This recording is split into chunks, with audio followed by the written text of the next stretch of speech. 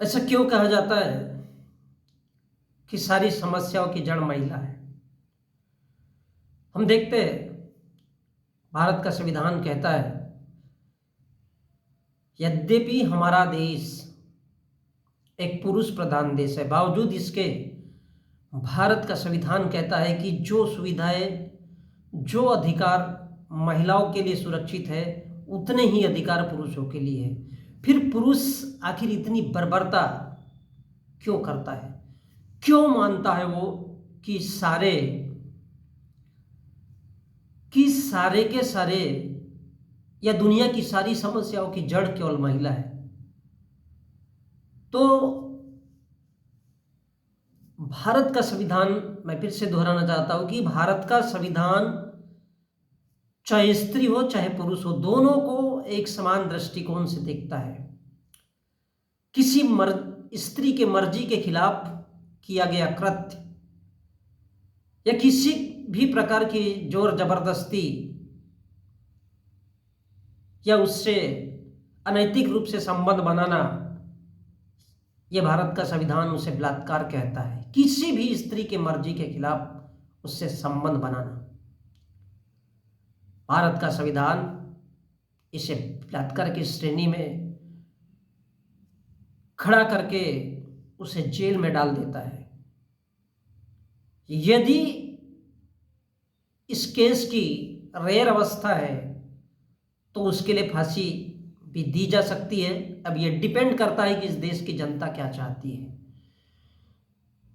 और जैसा कि हम जानते हैं कि भारत का जो समाज है, जो हमारे देश की रचना है, उसमें सबसे ज़्यादा जो पूरा का पूरा देश है वो पुरुष प्रधान है। और पुरुष प्रधान होने के साथ साथ पुरुष उस महिला के प्रति एक ऐसी हेय दृष्टि रखता है, एक ऐसी उसके प्रति क्रूरता भरा व्यवहार रखता है, ये वास्तव में देखने लायक है। तो ये क्रूर महिलाओं के प्रति पुरुष का जो रवैया है वो क्रूरतम है, क्योंकि वो उसको पता है कि हमारा देश एक पुरुष प्रधान देश है। तो ऐसा क्यों माना जाता है कि महिला बुराइयों की जड़ है या महिला बुराइयों की जड़ हो सकती है? तो उसकी शुरुआत आइए चलते कि दुर्योधन पर जब द्रौपदी हंसती है कि अंधे का पुत्र अंधा होता है, वो ये बात कहती है कि अंधे का पुत्र अंधा होता है, और ये बात उसको गलत लगती है। तो वो, अब सीधी सी बात है कि जब बात हंसने लायक होगी तो कोई भी हंसेगा। इसमें शायद इसी वजह से द्रौपदी भी हंसी। तो इसमें बुरा क्या है? हंसने लायक बात थी, उसने हंस ली। तो द्रौपदी की हंसी की वजह से महाभारत हुई, ऐसा बताया जाता है और ऐसा कहा गया है। अर्थात सब बुराइयों की जड़ महिला है, स्त्री है। तो आखिर ये क्यों माना जाता है कि बुराई की जड़ महिला को क्यों माना जाता है? तो बुराई की जड़, और ये मान के चला जाता है कि महिला को अगर दबा के रखा जाएगा तो महिला किसी भी जगह में बोल नहीं सकती। तो भरी सभा में उसका चीरहरण होता है। चीरहरण अर्थात उसके कपड़े उतारे जाते हैं। और सोचने लायक बात यह है कि वहां पर राजा भी रहता है, उसकी प्रजा भी रहती है, उसके वजीर से लेकर के तमाम सैनिक भी होते हैं, उसके सगे भी होते हैं, संबंधी भी होते हैं, सगे संबंधी, और पराये लोग भी होते हैं। और उस महफिल में क्या किसी के भी अंदर ये इंसानियत नहीं जागी होगी कि उस स्त्री के वस्त्र उतारे जा रहे? क्या कोई बचाने नहीं आ सकता था? लेकिन विडंबना देखिए, ऐसा क्यों? ऐसा दिखाने के लिए किया गया है कि स्त्री के साथ बर्बरतापूर्ण व्यवहार होना चाहिए। यदि आप इतने सारे लोग सब शांत रहेंगे, अगर किसी महिला के साथ अगर बलात्कार भी, ये क्या संकेत देता है? गैंगरेप की तरफ संकेत देता है कि इस देश का महाभारत कहने वाला ग्रंथ गैंगरेप के लिए प्रेरित करता है, और विशेषकर उन लोगों के बीच जिसमें तमाम सभापति, उपसभापति, राजा, वजीर, भिखारी, अमीर, गरीब सभी होते हैं। उसके सामने एक स्त्री के कपड़े उतारना या उसके प्रति गैंगरेप की भावना रखना, ये भारत का महाभारत सिखाता है। क्या सिखाता है? महाभारत, ताकि कोई भी बचाने नहीं आए। और यदि ऐसा ग्रंथ कहता है तो सोचिए कि भारत के समाज को किस तरह से विस्तृत होना चाहिए और इस विचारधारा को किन किन और कैसे कैसे लोगों तक पहुंचाना चाहिए। और इसलिए भारत में महिलाओं के प्रति ये है भावना जो बताई जाती है, वो रामायण और महाभारत से शुरू होती है।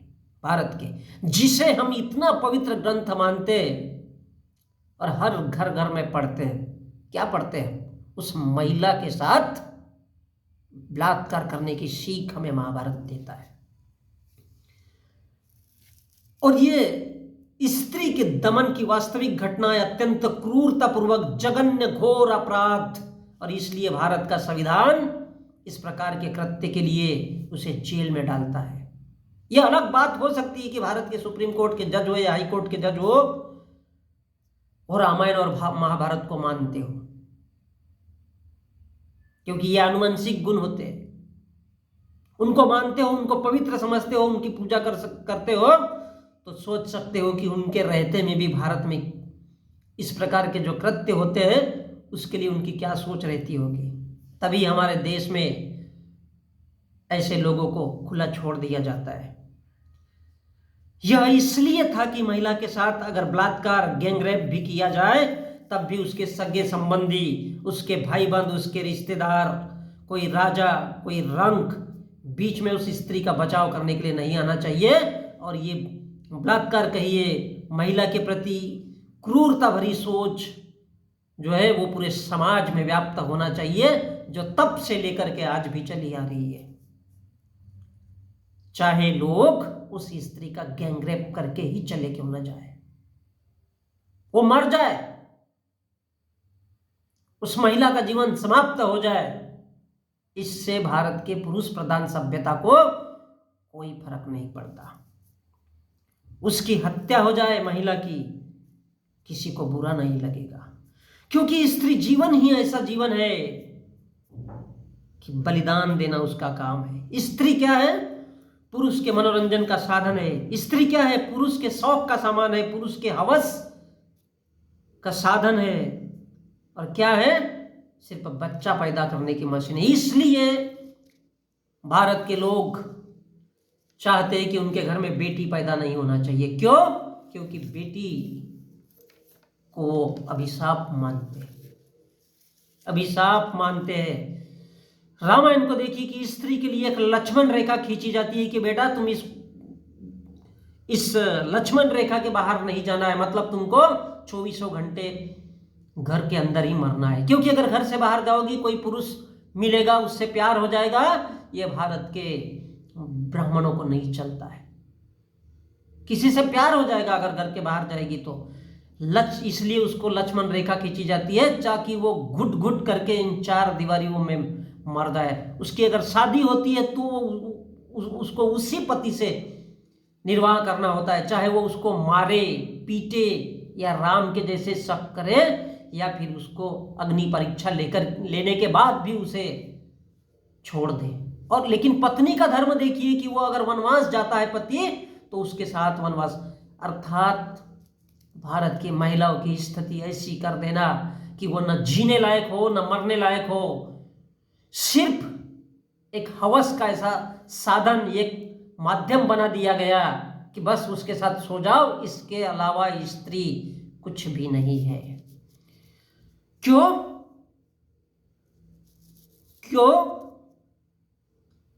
क्योंकि महिला सिर्फ एक संसाधन है पुरुष के, बच्चा करने की मशीन है स्त्री। और इसलिए लक्ष्मण रेखा खींची जाती है ताकि स्त्री घर के बाहर नहीं गई जा सके, और अगर घर से बाहर गई तो रावण उसको उठा के लेके जाएगा, दूसरा पुरुष उठा के लेके जाएगा, फिर पति उस पर शक करेगा, उस पर मारपीट करेगा, उसके बाद क्या होगा, उसका जीवन व्यर्थ हो जाएगा, नरक बन जाएगा, सत्यानाश हो जाएगा। लेकिन अगर पति बर्बरता पूर्वक कुछ व्यवहार करे तो उसे अपने पति का बलात्कार भी सहना है, उसकी मर्जी हो या नहीं हो, क्योंकि पति को अधिकार है कि उसकी अग्नि परीक्षा ले सकता है। ये सब क्या है, रामायण महाभारत क्या शिक्षा देती है? स्त्री के जीवन को दमनकारी बना के रखना, उसके जीवन को सत्यानाश करना, क्योंकि ये इसलिए पुरुष प्रधान समाज पढ़ाता है। और रामायण की महाभारत सबसे बड़ी इसी के लिए लिखी गई है, शूद्र और महिला के लिए, क्योंकि ये सभी बुराइयों की जड़ है। सच तो ये है कि महिला पुरुष वर्ग के लिए एक वरदान है, एक कुदरत का दिया हुआ नायाब तोहफा है। लेकिन ये इंसान, ये मनुष्य उसे अभिशाप समझता है। जब उसी मां के कोख से पैदा होता है, और अगर बेटा पैदा होता है तो उस परिवार का जो प्रेम है सातवें आसमान पर होता है। लेकिन उसी घर में अगर वो महिला अगर पीरियड में होती है तो उसे हाथ नहीं लगाया जाता। माशा अल्लाह, ये भी धर्म है और वो भी भगवान है जिसे इस देश में पूजा जाता है। वो अभिशाप इसलिए समझता है क्योंकि महिला कुदरत का सबसे बड़ा अनमोल और नायाब तोहफा है। अगर स्त्री किसी को रास्ता बताती है, यकीन रखो वो स्वर्ग से कम सुंदर नहीं होगा। लेकिन हम उस स्त्री को गुलाम बना करके रखना चाहते हैं, क्योंकि हमें इस देश की रामायण और महाभारत यही शिक्षा देता है, हमें समझाता है कि वो क्या है, ताड़न की अधिकारी है। और इसलिए ब्राह्मणों ने रामायण महाभारत के माध्यम से एक शिक्षा का माध्यम बनाया, जिसे आज भी घर घर में पढ़ा जाता है। लोग अंधे होकर पढ़ते, लोग पागल होकर के पढ़ते, और उसके नाम पे अपनी जान देने को तैयार हो जाते हैं और लोगों की जान लेने के लिए तैयार हो जाते हैं इन ग्रंथों के लिए। तो ये क्या है?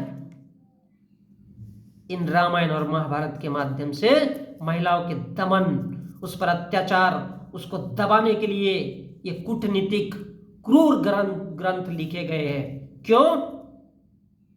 क्योंकि फिर से याद दिलाना चाहता हूं कि शूद्र, पशु, ढोल और नारी ये सब क्या है? ताड़न के अधिकारी।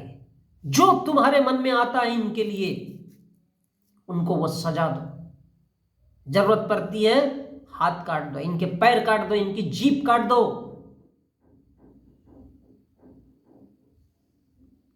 क्या नहीं सोच सकते हो? उतना भी क्रूर व्यवहार इनके साथ में करो।